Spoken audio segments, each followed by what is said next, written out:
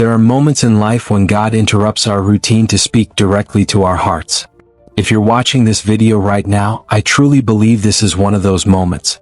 Not because I'm a preacher. Not because I'm here to entertain you. But because God sees your struggle. He sees your heart. He knows the silent war you've been fighting. And He wants to give you the key to freedom. Today we're confronting a powerful enemy, the spirit of lust and the chains of pornography. Let's be honest, this isn't just a men's problem. It's not just a youth problem. It's a spiritual stronghold that grips people of all ages, genders, and backgrounds. You may be a pastor, a worship leader, a teenager, or a married man or woman, and still silently fighting this battle in shame. You may have cried yourself to sleep saying, "God, I don't want this anymore." You may have deleted apps, made promises, and prayed desperate prayers, but somehow you keep falling. And now you're asking, "God, is there any hope left for me?"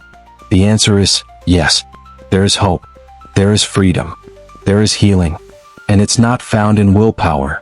It's found in Jesus Christ, the one who breaks chains, restores purity, and makes all things new. So I urge you, don't click away. Watch till the end. Let this message reach your heart because it could be the beginning of your deliverance. 1. Acknowledge the battle, bring it to the light. One of the most dangerous things about pornography and lust is how they thrive in darkness. The devil wants you to hide it, to pretend everything is fine. But as long as sin stays hidden, it remains powerful.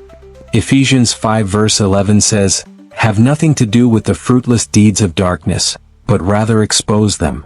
Before healing can begin, you must bring the struggle into the light.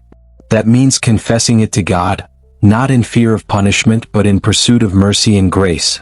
1 John 1 verse 9 says, "If we confess our sins, He is faithful and just and will forgive us our sins and purify us from all unrighteousness." Confession breaks the cycle of secrecy. It's the first step toward freedom. 2. Repentance is the road to restoration. God doesn't want you to just feel guilty. He wants you to turn away from sin and run into His arms. That's what repentance means. It's not just an apology, it's a transformation of heart and direction. Acts 3 verse 19 says, "Repent, then, and turn to God, so that your sins may be wiped out, that times of refreshing may come from the Lord." There is refreshing waiting for you. But it begins with letting go of sin and choosing to walk in holiness. King David knew this well. After falling into sin, he cried in Psalm 51 verse 10, "Create in me a clean heart, O God, and renew a right spirit within me."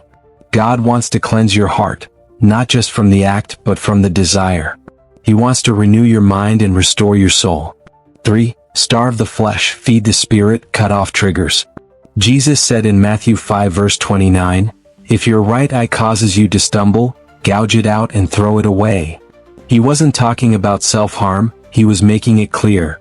We must be ruthless with sin.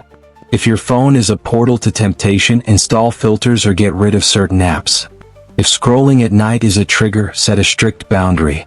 If being alone opens the door to compromise, change your environment. You can't pray for freedom and then keep feeding the thing that's enslaving you.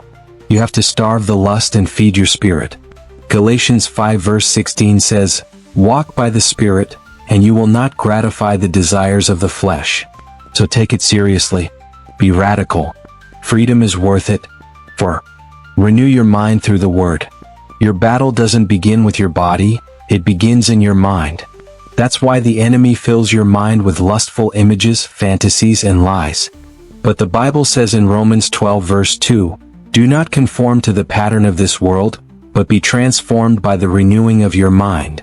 You must replace the lies of lust with the truth of God's Word. Meditate on Scripture. Speak it out loud. Memorize verses that declare your identity and purity in Christ. Philippians 4 verse 8 teaches us, "Whatever is true, whatever is noble, whatever is right, whatever is pure, think about such things." You won't be transformed by just avoiding sin, you'll be transformed by soaking in truth. Read the Bible daily. Worship daily. Surround yourself with godly content. Your mind will either be a battleground for defeat or a place of victory, depending on what you feed it. 5. Don't fight alone, walk with the body of Christ. This battle was never meant to be fought in isolation. The enemy knows that secrecy breeds shame, and shame keeps you stuck. But healing comes in community.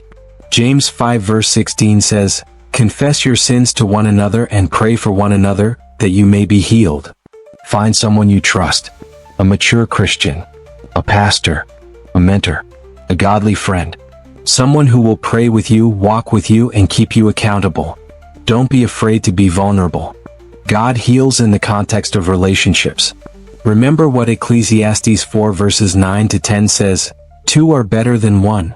If either of them falls, one can help the other up." You need people in your corner who are willing to fight with you and for you. 6. Know who you are in Christ. If you see yourself as a slave, you'll live like one. But when you understand your identity in Christ, your behavior begins to change. You are not defined by your struggle. You are not defined by your past. You are not what the enemy says you are. You are a child of God, bought with the blood of Jesus. 1 Peter 2 verse 9 declares, "But you are a chosen people, a royal priesthood, a holy nation, God's special possession." That's who you are. Not addicted. Not dirty. Not hopeless. Chosen. Redeemed. John 8 verse 36 says, "If the Son sets you free, you will be free indeed." That freedom is not a fantasy. It's a reality for those who are in Christ. If God is speaking to your heart right now, don't ignore this moment. Don't just watch this and go back to the same cycle. This is your chance to respond. Take time right now to get on your knees. Talk to God. Cry out to Him. Repent. Ask for a new heart. Ask for the Holy Spirit to take control of your desires. And then do something bold. Leave a comment below saying, "I choose freedom," or "Pray for me." I will personally pray for each comment. We're in this together. And don't stop here. Subscribe to this channel. Share this video with someone else who's struggling. Let's create a space where we walk in truth, healing, and grace. God is not done with you. Your story is not over. This is just the beginning. Choose freedom. Choose holiness. Choose Jesus. God bless you.